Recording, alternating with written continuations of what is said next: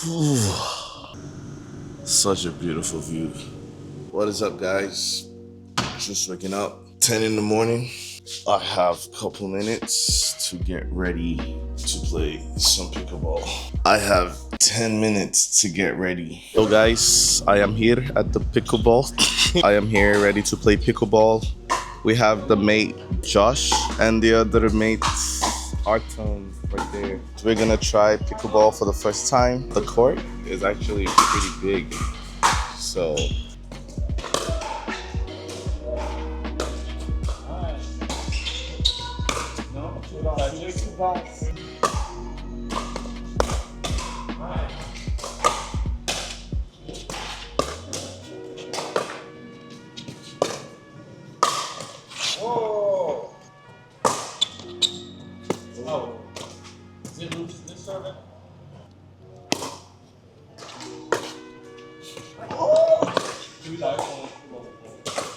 I won one game, lost one game. We're going back to playing.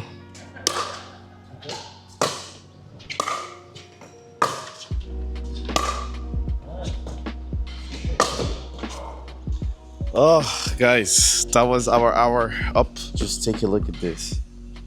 I'm sweating bullets. It's so hot in Vietnam. I don't even know how hot it is, but I'll catch you guys in a little bit. We're gonna hang out for coffee. Here's the coffee shop here, bro.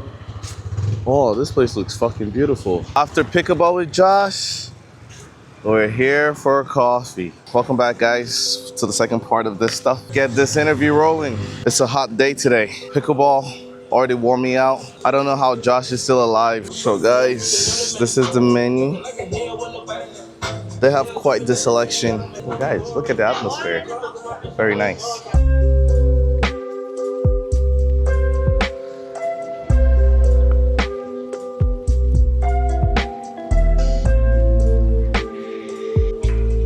Alright guys, we finally got the smoothie. We are at Toru Cafe. Joining us today is Joshua from Canada. Joshua from Canada. Before we get started, I just wanted to mention, I know I look a little bit hot, but just the atmosphere here is so nice, very tropical, and obviously, you guys can't see it, but we showed it earlier. Definitely will pan around again. You can literally see the beautiful blue beach, you know? You can see islands and mountains in the background. Bit of a breeze, not too hot. This cafe is awesome. We got bunnies running around. There's lizards. This is super cool. Nice place for sure. Check it out. Oh, before we delve into who Josh is, I want to ask Josh a question. Josh, how long have you been in Vietnam? Vietnam, I've been in Vietnam coming up on 6 years now, man. I spent most of those 6 years living in Saigon, and I've just recently moved to Nha Trang 2.5-3 weeks ago. Wow, that's crazy. Yeah. So 6 years in Vietnam, well, almost 6 years in Vietnam. For me, I've been in Nha Trang close to almost 2 months now at this point. It's crazy. How you like in Nha Trang? You know, what comes to mind is living here and seeing how picturesque, comfortable, and easy it is to live. No big stress of a big city lifestyle. It makes me kind of think, why did I spend so much time living in Saigon? I think now that I'm getting older, I like smaller city vibes instead of the hustle and bustle of a big city. When I was younger, I loved that. But being here, being able to see the ocean, cleaner air, less traffic and pollution, it's so much better for your mindset. So that's why I'm loving it, bro. And you said you're getting older. So if you don't mind sharing without being too shy, how old are you? I'm 36, bro. I'll be turning 37 in January, man. Getting older, bro, to me, that's not old at all. But compared to when I was in my teens, when I moved to China, because I also lived in China for 6 years, the goal was to be in the biggest city near the best clubs and partying and all this kind of stuff. But 36, looking more this vibe, I'm loving it, man. So I'm not old. I'm getting there, though. It's okay. I'm just barely scratching 30. So when you say you're getting older, I kind of understand it. That was one of the reasons why I chose not to live in Saigon, because it's way too busy. And the nightlife is fun, but sometimes I feel like people can get swallowed up in it. Yeah, it's easy to get swallowed up, not just in nightlife, but big city vibes. I think living in big cities, you almost become numb to the fact that you're not around nature. Me personally, I believe being around nature is so good for you. Subconsciously seeing hundreds of thousands of motorbikes and tall buildings and concrete and less nature around you, it weighs on you over time. So moving here, immediately I felt like relief, and I could see myself living in a place like this for a long time. So I guess it's safe to assume you've done 12 years in Asia already out of your life, or is there more? I'd say closer to 11 11 years, but yeah, like 5.5 years there in China, about 5.5 years here total. So in that whole span of time, I've only gone home twice, once for 2 years and once for a few weeks, both just visiting family and being home. It was good to go back, but me personally, I feel more at home, if you will, living abroad. A little bit of insights behind you then. What did you do when you were in Saigon? Living in Saigon, I originally moved to Saigon to manage a tattoo studio. I'm not an artist, but I was the manager, so I dealt with customer service, cleaning, ordering supplies, and because of all the artists being Vietnamese and not having the best level of English, I would kind of intermediate between the customers and the artists, so the customers could feel confident in what they were getting, because obviously getting something like a tattoo, you want to make sure the artist knows exactly what you're saying, right? So that's why I moved to Saigon originally. Then COVID happened, which was a rough spot for everybody, of course.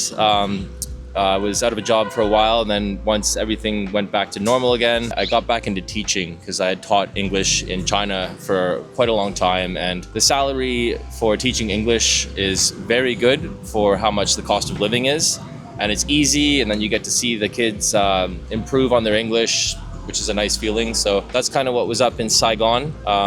Although I love teaching, it's not what I want to do for a long time. So moving here now to Nha Trang, like you're doing right now with your awesome channel. Appreciate you. Yeah, 100%, man. So, okay, time for some shameless plugs then. So, Josh, since you said you want to focus on YouTube, do you have any links and stuff to drop for the audience? And if it's not very audible, I'll definitely tag it in the video. No worries, guys. On all platforms, and all platforms is Instagram, TikTok, and YouTube. I'm joining Joshua, just like that, across the board. Same with the email on Gmail. And my focus on my channel is to share my experience living in Vietnam, to allow people to realize how comfortable and easy it is to live here on a very non-expensive monthly budget, if you will. For myself, being here for so long, it's very easy for me to survive comfortably on $600 a month. That's not living lavishly, but in my opinion, this is pretty lavish compared to the big city life. So there is some construction in the background, so I hope that doesn't get picked up too much. But Josh, you said while you were managing your tattoo studio, you had to do a little bit of intermediating between customers and your clients. And the workers there. So does that mean you can speak Vietnamese? If I'm honest, at that time I wasn't, man, but because of me living abroad already for such a long time, I understand when English is not someone's first language. Although the artists that I was translating or intermediating with barely spoke English, it's easy still for me to kind of communicate with them in a way that they can understand. So today I speak Vietnamese. It's easy to get by. Still learning it every day. It's a challenge. It's more difficult than Chinese. Chinese is easy compared to Vietnamese. But I feel like if you're able to learn the language of where you're living, it improves your life so much because you're able to get to know the locals better and get around better, not get ripped off. You know what I mean? Like if someone's trying to overcharge you or something, you just, I sound new, why is it like this? Or something like that. Oh, you hear that? Okay, so Josh, for the audience who don't know Vietnamese, how would you want to order this cup of smoothie in Vietnamese? Yeah, so the tones for smoothie, the second word in it, I struggle with, but like Sin Po means smoothie.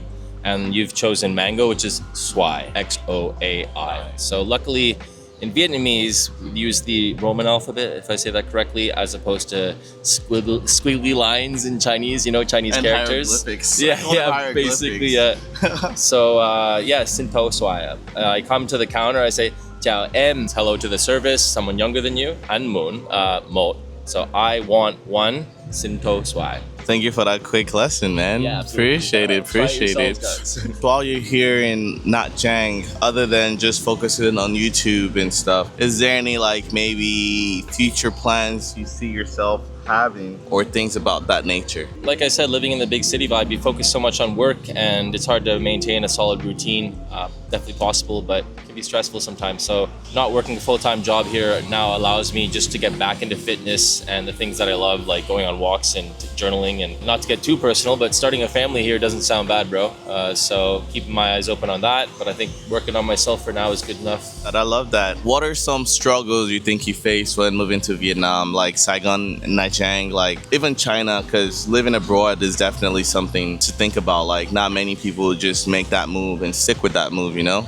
And you've done this for 10 years to 11 years. So what are some of the struggles you faced? So many, man, countless struggles. And I think it also, certain type of people, it's not for everyone, you know what I mean? But you need to keep in mind things like getting a visa or signing up for a bank account. Or like getting a license to drive around, you know what I mean?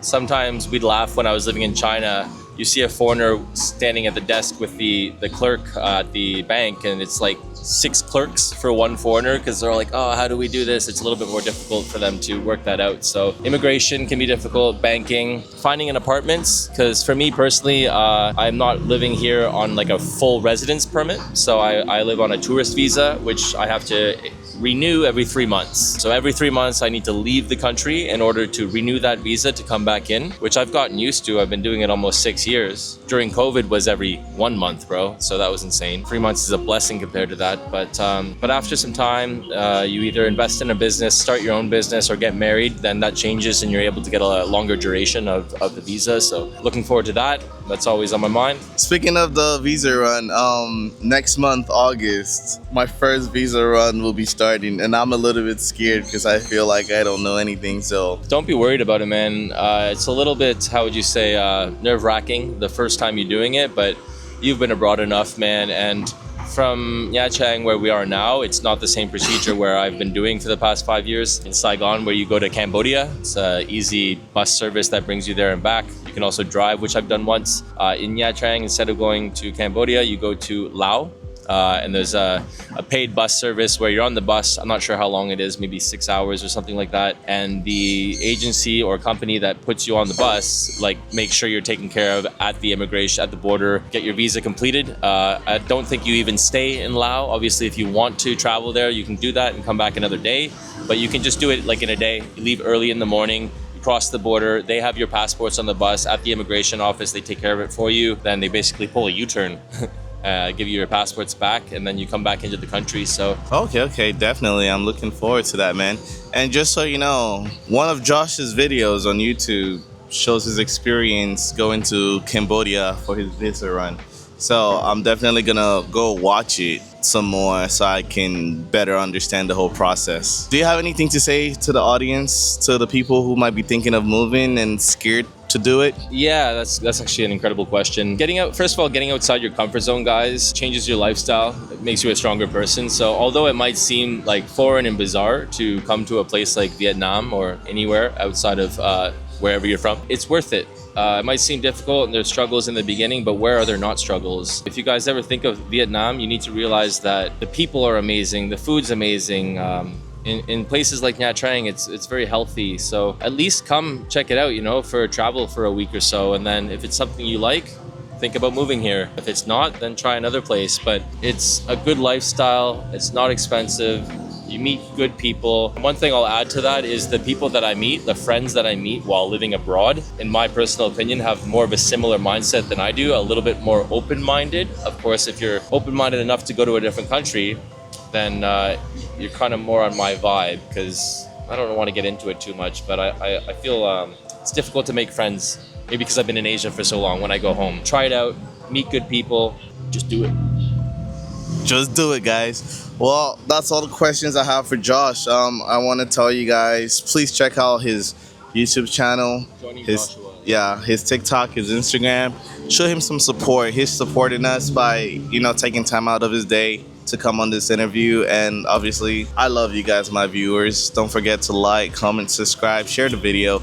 Let's all chat. Let's all, you know, share information to get more people exploring the world, you know, viewing things like the channel name is like, I'll be showing you the world or life in Vietnam for this part of time through the eye of August. Catch you guys in the next video. If you're not following the eye of August, you're not gonna make it. Just kidding, guys. All the best. Nice talking with you.